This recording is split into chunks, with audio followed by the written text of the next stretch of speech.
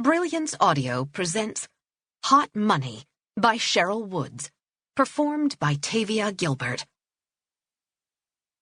As Molly DeWitt listened to two elegantly clad women scheme to take a Miami philanthropist to the monetary cleaners, she tried to recall exactly how her neighbor and best friend, Liza Hastings, had managed to talk her into showing up for this black-tie charity affair. The last thing she remembered clearly was saying an emphatic no. That had been a month ago. The next day, the fancy, embossed invitation had appeared in her mailbox.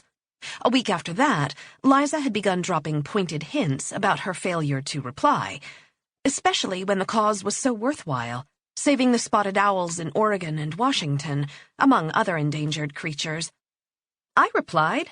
I said no, Molly recalled saying quite clearly. The ensuing discussion about the responsibilities of friendship had lasted no more than one or two weighty moments.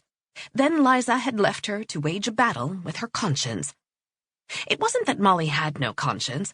It was simply that she'd grown up attending lavish affairs like this one and had sworn on the day of her debut that she never would again. It had always seemed to her that if the women in the room had donated an amount equivalent to the cost of their gowns, there would have been no need for a fundraiser at all.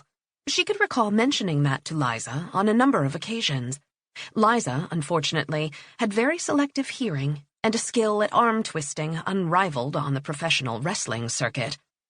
The clincher, of course, had been Liza's persuasive appeal to Michael O'Hara. For a hard-nosed, macho homicide detective, the man had the resistance of mush when it came to saying no to a woman as committed to a cause as Liza was.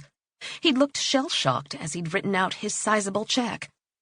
"What are we doing here?" he asked now, as he nabbed another glass of champagne from a passing waiter.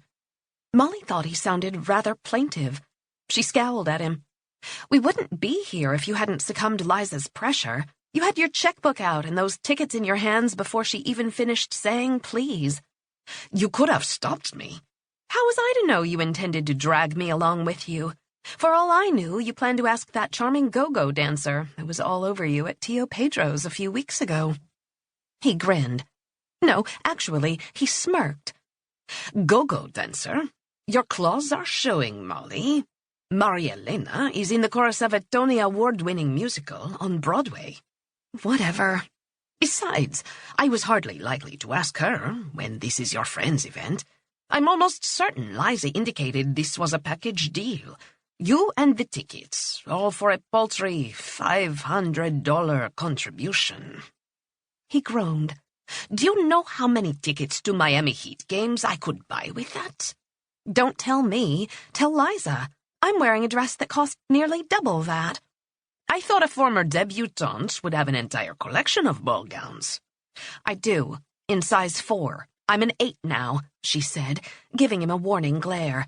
"And if you make one single snide remark about how I could have starved myself back into those 4s, I will personally dump the next tray of champagne I see over your head."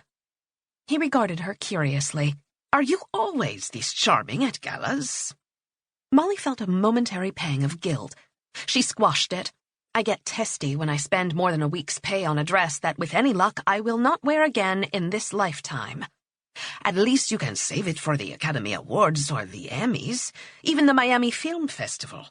Surely in your position with the film office, sooner or later you'll have to drag it out again. Where is a cop supposed to wear a tux?" "Save it for your wedding," she shot back. Considering Michael's avowed status as an eligible bachelor, it was as close to a curse as Molly could come. The alarm in his eyes improved her mood considerably. She linked her arm through his. "Toss down the last of that champagne and let's go mingle."